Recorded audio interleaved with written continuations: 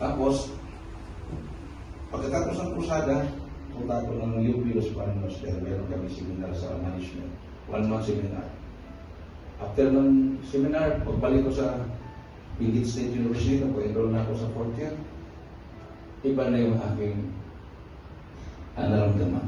Pag nag-lecture ang aming professor, akala ko preacher kasi naka-Amerikano. Bigla akong magsabi, Amen, praise the Lord. Sabi ng si Professor Cagarino, what happened to you, Mr. Porteros? Ba't ka nag-Amen, praise the Lord yan? Sabi ng mga classmates ko, tinawanan ako. Sir, na-born again. So, nagtataka ako dahil siyempre pag scholar ka, nagbabasa ako ng libro. Bible na binabasa.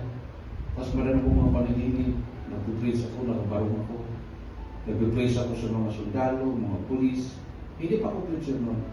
Nag-praise ako sa mga PA. Hindi ko pa ginagawa yan. Yung pala tinawag ko ng mga Pinoy. At nangyari ngayon. Tumayo tayo.